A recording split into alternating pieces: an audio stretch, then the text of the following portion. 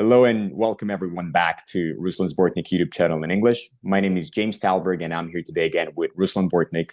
For those who are watching us for the first time, Ruslan Bortnik is a political scientist, political expert, and the director of the Ukrainian Institute of Politics. Ruslan, thank you so much for joining me today. I appreciate your time.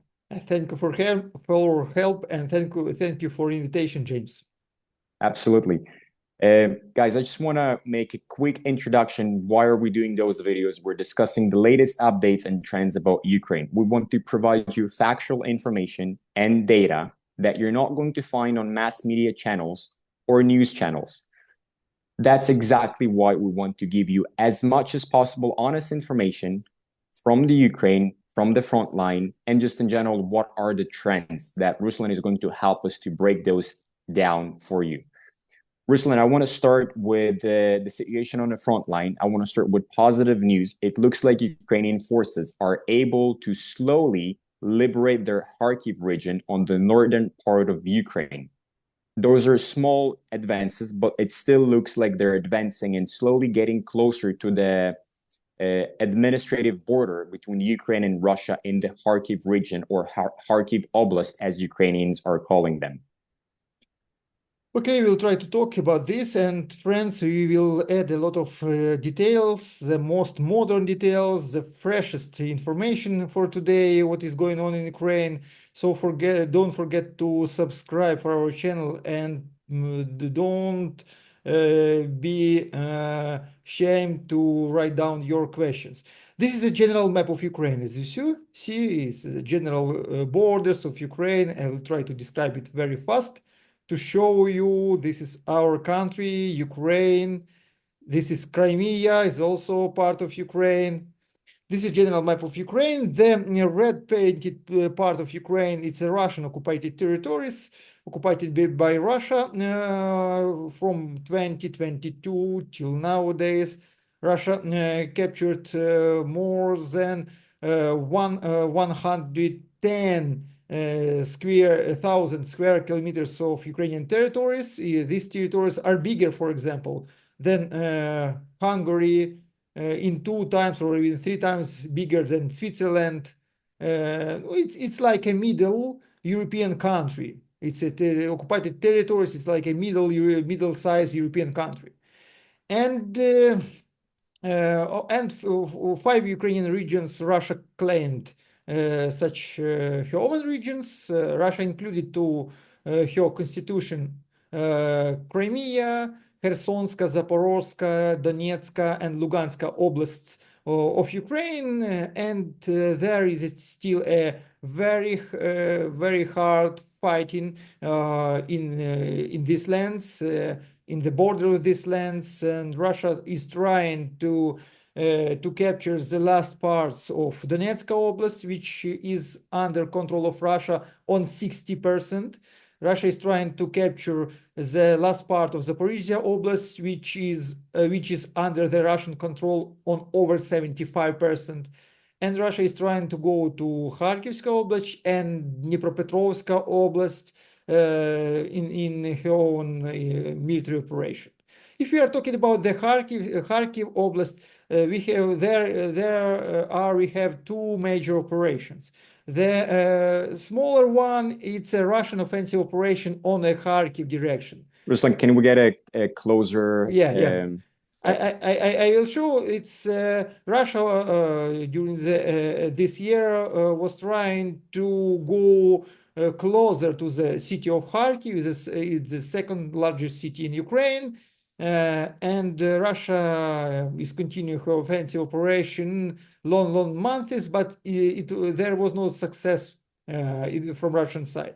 Ukrainian troops were able to stop this offensive operation, and especially is very famous place of battlefield is city Vovchansk, and now this is city Vovchansk.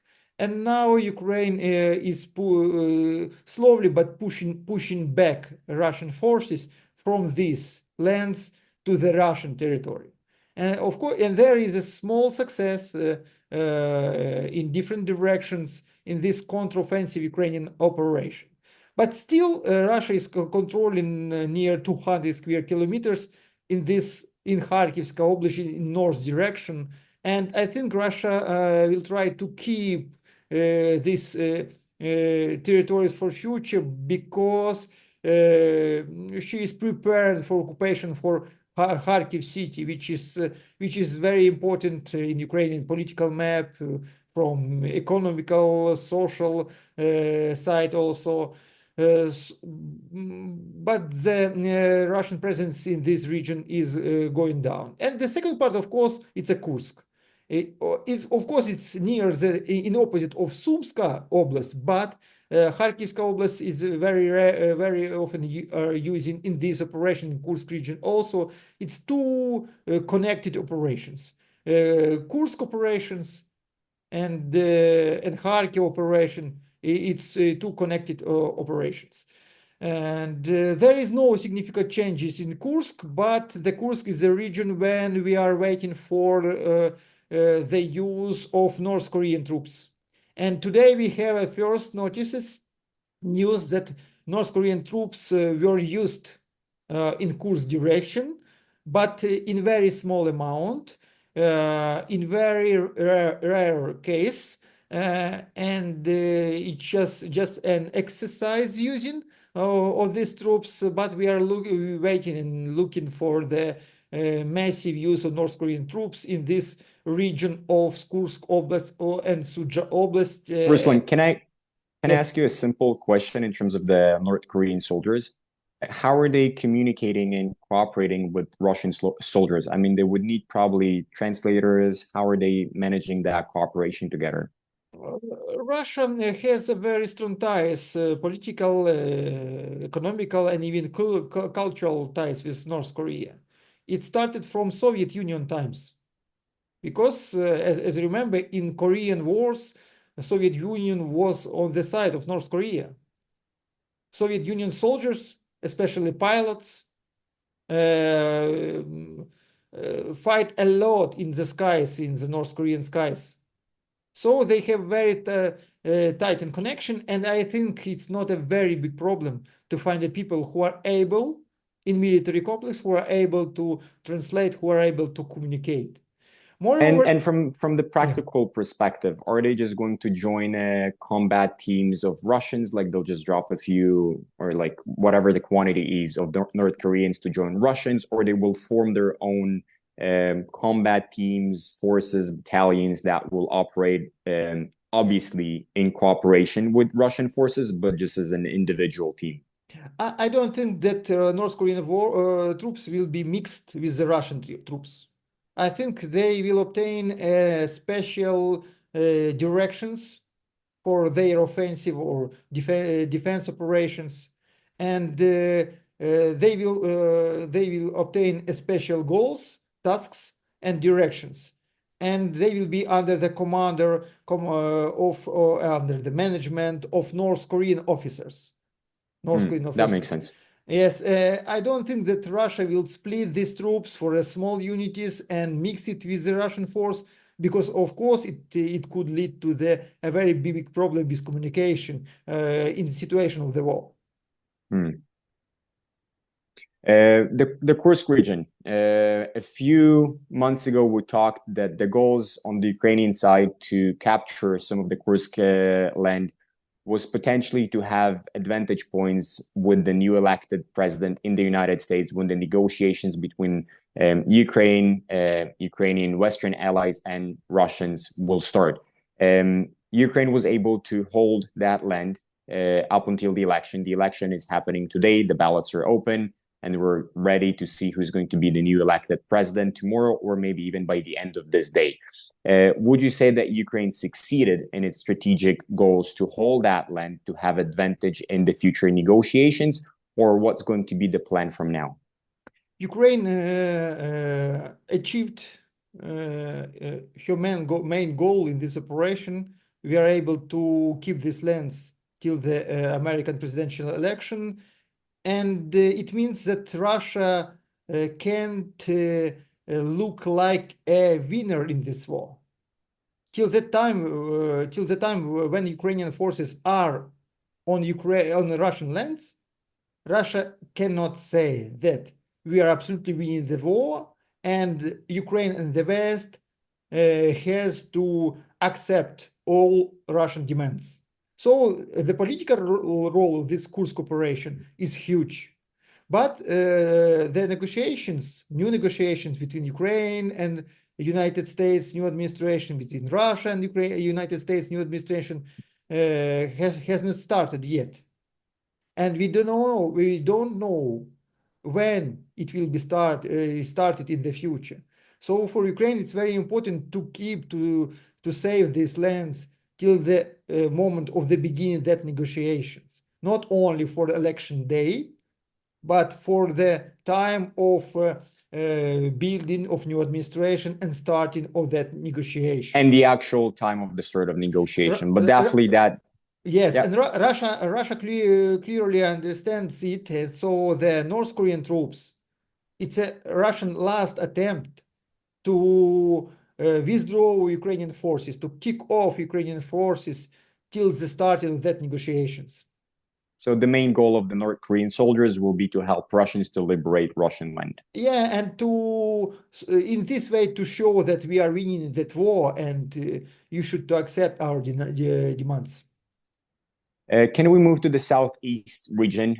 For the past few weeks, we were suffering big losses on the Ukrainian land. Russians are advancing fast. And the reason why, in my opinion, Russians are advancing fast is because defense cities like Avdiivka and Ugledar were strong defense lines in the Ukrainian strategic defense strategy.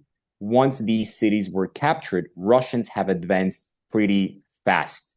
Would you be able to show us on the map how much land was captured from October 1st till now? And what do you think is going to happen next if they can continue to go fast as they've been moving in the past few weeks?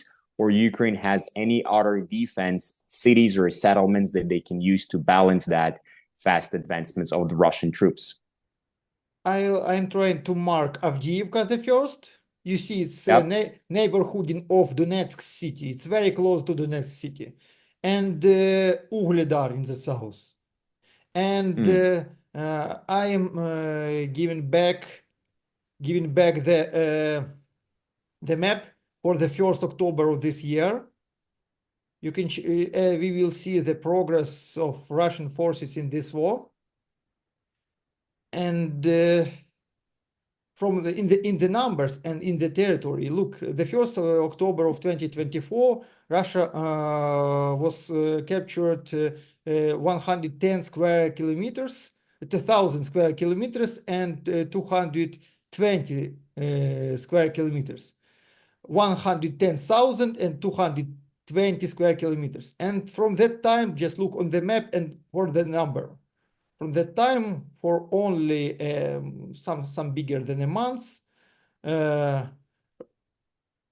you see how a situation is changed. And very fast advancement. Very, very fast. Ukraine lost a few cities: Ugledar, Gornyak, Ukrainsk, Grodovka, and others. And Ukraine, only for this time, Ukraine lost near 600 square kilometers of its territory. Only for this time, only for months. And I also want to talk about the trends, that gap that is still controlled by the Ukrainian forces between the southeast point on the map and the northeast point. It's an empty land. There is no, if you can even zoom it closer, there is no big settlements or even any settlements in that gap in between the captured Russian land.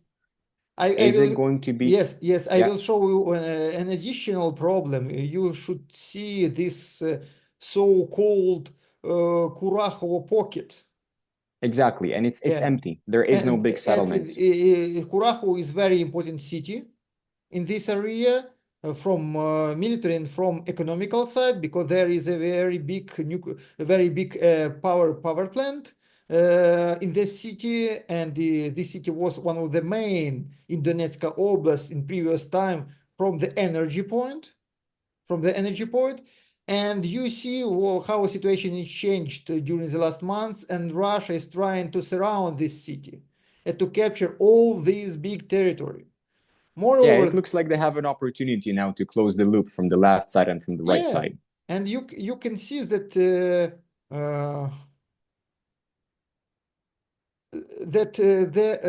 the lowest distance between the both flanks of Russian offensive only 20 operation, kilometers.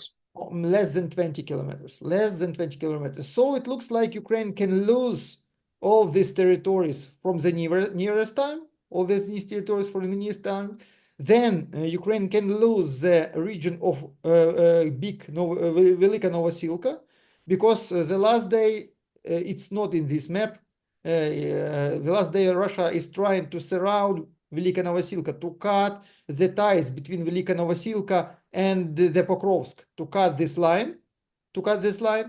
And then because of this MTT, as you said, you can see there is no any big settlement from Kurakhovo to Popasna and Chaplino. It's Dnipropetrovsk Oblast. Moreover, if we are talking about even Chaplino and Popasna, this is not a big settlements. It's till that 10,000 people. It's like a middle or even small cities. It's not a big settlements. So these empty lands can be captured by Russian forces till the end of this year.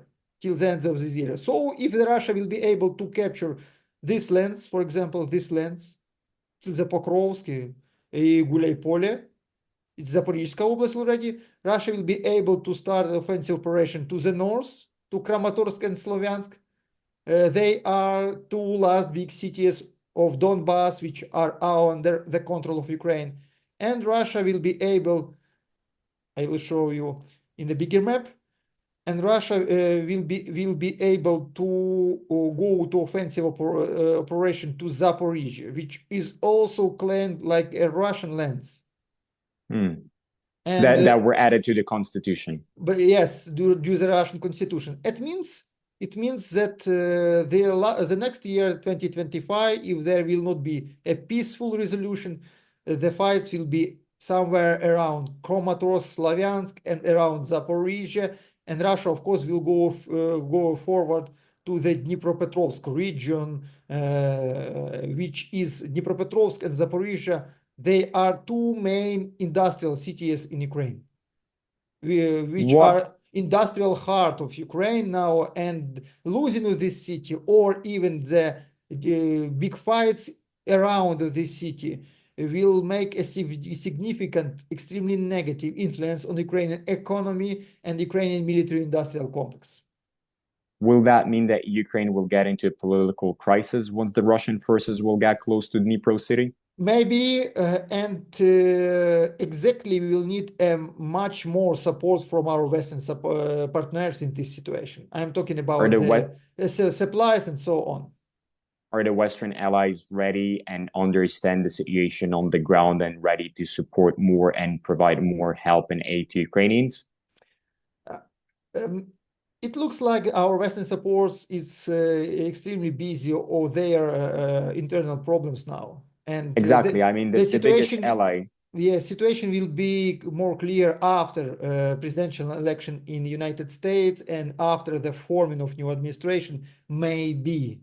But it also depends how this election will go on, and depends of results of this election also. So this is exactly what I'm trying to point at. You've mentioned that Russian can potentially capture the empty land in the next couple or few months by the end of the year. Then if they go for Pokrovsk, to my understanding, that's the biggest next defense system on the Ukrainian line, they'll be able to either fully capture the territories that they have added to their constitution, or get very close to Dnipro city, just so like they'll be able to shoot it with artillery and everything. All that can potentially happen in a few months, or a little bit less, or a little bit more.